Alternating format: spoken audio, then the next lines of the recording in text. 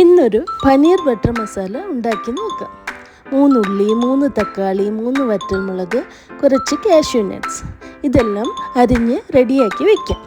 ഒരു പാനിലേക്ക് കുറച്ച് വെളിച്ചെണ്ണയും ഒരൽപ്പം നെയ്യും ചേർത്ത് ചൂടാകുമ്പോൾ അരിഞ്ഞു വെച്ച ഉള്ളി അതിലോട്ടിട്ട് നന്നായി വഴറ്റിയെടുക്കാം. ഇതിലേക്ക് 1 സ്പൂൺ ഉപ്പ് കൂടി ചേർത്ത് കൊടുക്കാം. വീണ്ടും അതൊന്ന് നന്നായി വഴറ്റിയെടുക്കുക.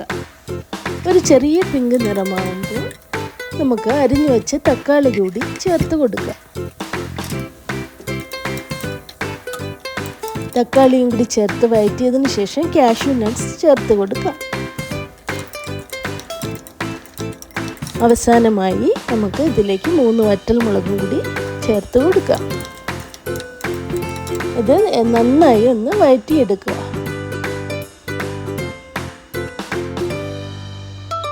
നന്നായി വഴറ്റി തക്കാളിയൊക്കെ ഉടഞ്ഞു വരുമ്പോൾ നമുക്ക് നന്നായി വഴണ്ട് കഴിയുമ്പോൾ ഗ്യാസ് ഓഫ് ചെയ്യാം. ഇത് നമുക്കൊരു മിക്സിയുടെ ജാറിലേക്ക് മാറ്റാം. അതിനുശേഷം ഇത് നന്നായി ചൂടാറുവാൻ വേണ്ടിയിട്ട് നമ്മൾ വെയിറ്റ് ചെയ്യണം.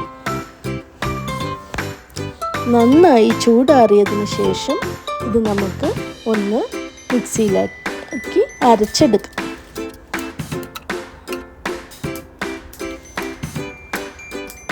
ഇപ്പോൾ നമ്മുടെ മിശ്രിതം റെഡി ആയിട്ടുണ്ട്.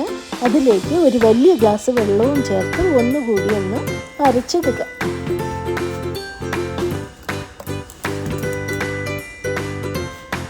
ഇപ്പോൾ നമ്മുടെ അരപ്പ് റെഡി ആയിട്ടുണ്ട്. ഇത് നമ്മുടെ നേരത്തെ ഉള്ളി വഴറ്റിയ പാത്രത്തിലേക്ക് തന്നെ ഒഴിച്ച് ഒന്ന് ചൂടാക്കി എടുക്കാം. അതിനുശേഷം അടച്ചു വെച്ച് തിള വന്ന് തുടങ്ങുമ്പോൾ ഒന്നുകൂടെ ഇളക്കി ആവശ്യത്തിന് ഉപ്പും ചേർത്ത്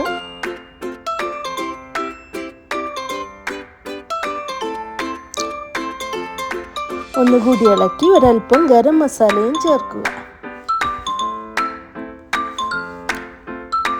ഇതിലേക്ക് 2 ടേബിൾ സ്പൂൺ പാല് കൂടി ചേർത്ത് കൊടുക്കാം. വീണ്ടും ഒന്ന് ഇളക്കിയതിന് ശേഷം നമുക്ക് 1 സ്പൂൺ പഞ്ചസാര കൂടി ചേർത്ത് കൊടുക്കാം.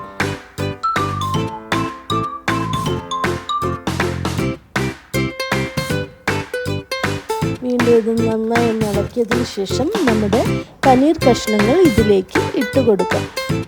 പനീർ നമ്മുടെ സൂപ്പർ മാർക്കറ്റിലൊക്കെ ഫ്രോസൺ സൈഡിൽ കിട്ടും. ഞാൻ 250 ഗ്രാം പനീറാണ് ചേർത്തേക്കുന്നത്. ഇതൊന്ന് അടച്ചു വെച്ച് വേവിച്ച് തിള വന്ന് തുടങ്ങുമ്പോൾ തീ കുറച്ചിട്ട് 10 മിനിറ്റ് സിമ്മിൽ വേവിക്കുക. കൂടെ മല്ലിയിലയും ചേർത്ത് കൊടുക്കുക.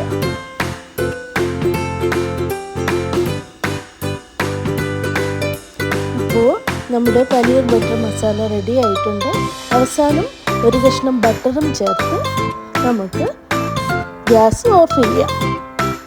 ഇത് ഒരു പാത്രത്തിലേക്ക് മാറ്റിയെടുക്കാം. ചപ്പാത്തിയുടെ കൂടെയോ നാനിൻ്റെ കൂടെയോ പച്ചടിയുടെ കൂടെ ഇത് വളരെ ടേസ്റ്റിയാണ് കഴിക്കാൻ.